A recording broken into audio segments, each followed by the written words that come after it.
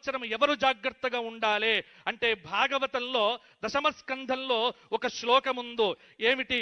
యదా దేవేషు వేదేషు గోషు విప్రేషు సాధుషు ధర్మే మయిచ విద్వేషః సవా ఆశు వినశ్యతి. శుద్ధ సాధులందు సురలందు శృతులందు గోవులందు విప్రకోటియందు ధర్మ పదవియందు తగలినాయందు వాడెన్నడలుగు వాడె హింసనుందు. మంచివారిని తిట్టడము, అలాగే దేవతల నింద, వేదాన్ని నిందించడము, గోవులను నిందించడము, బ్రాహ్మణులను నిందించడము, ధర్మాన్ని నిందించడము, ఇవన్నీ కూడా ఎవరైతే చేస్తారో వాళ్లకు హింస తప్పదో వాళ్లకు పరాభవం ఈ సంవత్సరం జరిగి తీరుతుంది అని పరాభవ నామ సంవత్సరం చెబుతోంది. అందుకే మౌనం మంచిది, ఎక్కువగా మాట్లాడొద్దు. మైకులు ఇచ్చినప్పటికీ కూడా ఎంత తక్కువ మాట్లాడి ఎక్కువ పనిచేసేటువంటి నాయకుడికి అందరూ కూడా దండలు వేసి పట్టం కడతారు. అది ఈ సంవత్సరంలో మనం జాగ్రత్తగా చూడవచ్చు. కాబట్టి మౌనేన కలహన్నాస్తి. యూట్యూబుల్లో వ్యూస్ కోసమో దానికోసమో పిచ్చి పిచ్చి తమ్ములైన్లు పెట్టి సనాతన ధర్మాన్ని అన్నింటినీ కూడా ఇబ్బంది పెట్టేటువంటి వాళ్లకు పరాభవం తప్పదు. తృతీయాధిపతి రవి లాభంలో ఉచ్చస్థితిలో ఉండటం రాష్ట్రం బృందానికి బలమైన స్థిరమైన అనుకూలత అనేటువంటిది కలుగుతుంది.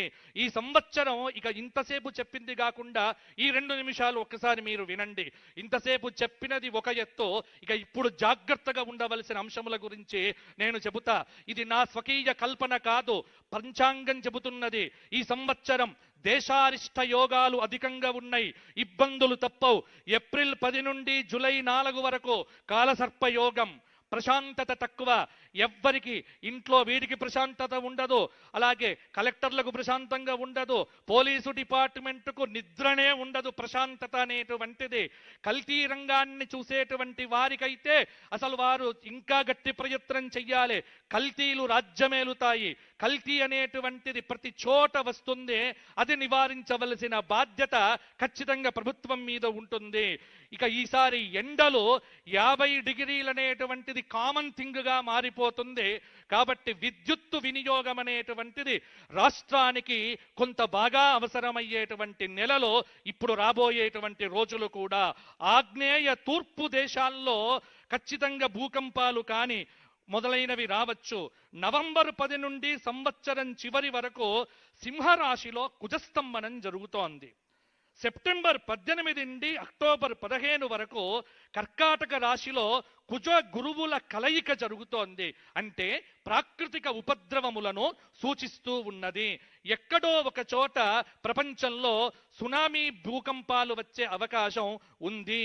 ఇంకొక విషయం, ఈ సంవత్సరం గురువు 3 రాశులకు మారుతూ ఉన్నాడు. అందులో గురువుకు రాహుకేతువు సంబంధం ఎప్పుడూ యోగ్యమైనటువంటిది కాదు. దానికి ప్రమాణం చెబుతోంది జ్యోతిషాస్త్ర గ్రంథం. గురునా సారినావాపి రాహుయుక్తే ధవాషికి యోగశ్చండాలనయోయం రాజా రాష్ట్ర వినాశనం.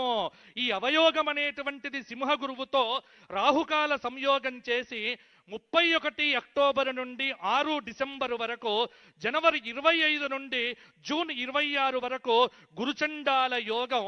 దక్షిణం వైపు పరిపాలించేటువంటి ముఖ్యమంత్రులందరూ కూడా బాగా జాగ్రత్తగా ఉండవలసినటువంటి విధానాన్ని ఈ గురుచండాల యోగాది సూచన ఇస్తున్నది. ఎందుకంటే గురువే ఈ సంవత్సరం రాజయ్యాడు కాబట్టి ఎప్పుడు కూడా మంచి ఆలోచించడం, మంచి చెయ్యటానికి కంకణం కట్టుకోవడం, నిరంతరం ధర్మాన్ని కాపాడటానికి అస్మదీయులను కూడా పక్కన పెట్టేటువంటి ఒక అద్భుతమైన ధర్మ నిరంకుశత్వం అనేటువంటిది కనుక రాజుకు ఉంటే తప్పకుండా ఈ సంవత్సరం రాజుకు తిరుగులేదు అనేటువంటిది శాస్త్రం చెబుతోంది.